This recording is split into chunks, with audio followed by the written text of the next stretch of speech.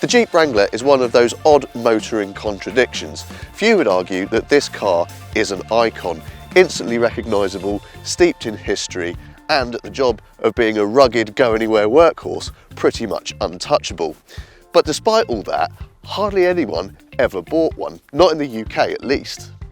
With the latest Wrangler, Jeep hopes to change all that. The game plan is to provide all the hardcore off-roading capability that the Wrangler ever did, but combine it with a level of on-road civility that will allow the would-be weekend warrior to use it during the week as well, making the buyer that's enthusiastic but still a bit sensible more likely to take the plunge.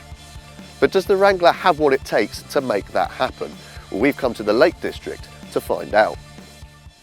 Well, for a kick-off, the cabin is a lot more civilised than it was. It's still got all that stuff that existing Wrangler customers will love. Grab handles everywhere, upright design, big chunky controls. But the standard of the materials in here has improved significantly, and this touchscreen infotainment system brings a level of functionality and usability that Wrangler customers will not be used to. The back seats have plenty of room for three, the boot's a decent size, although access to it is a bit awkward, and if you fancy some open air thrills, you can also remove the roof and the doors and the windscreen. For a lot of people, that will be a very appealing novelty.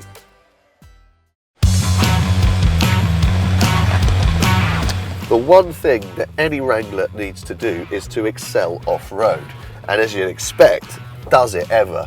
It's got low range four-wheel drive, it's got locking diffs all over the place, you can disconnect the anti-roll bars to give it better wheel travel, and all that stuff makes this car pretty much unstoppable. We've spent the morning splashing through mud pits and crawling up slippery rock faces, the kind of stuff that you would definitely not be able to do in your average family SUV, and the Wrangler simply hasn't put a wheel wrong. And on the road, well, actually, it's not half bad. The ride's better than it was before, still not completely polished, but it's compliant enough and controlled enough to keep you comfortable most of the time.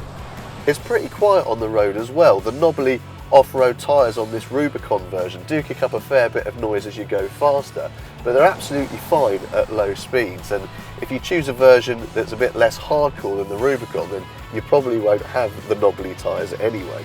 The handling's never going to be particularly sharp, and yes, the steering is very slow and very light, but importantly, the car doesn't feel like it's going to fall over in the corners, and with a car like this, that's pretty much all you can hope for.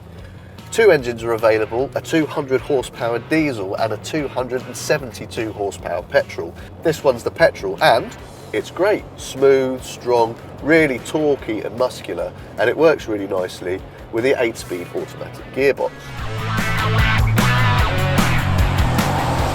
So there's no doubt that the Wrangler is a darn sight more civilised than it was before, and as a result will be more appealing to a greater number of people. Yes, you do still have to be pretty committed to the off-roading cause, but there are fewer sacrifices that need to be made, and those that remain are less severe. Will it be enough to have a profound effect on sales? Well, that remains to be seen. But what you can be sure of is that this is one very likeable car.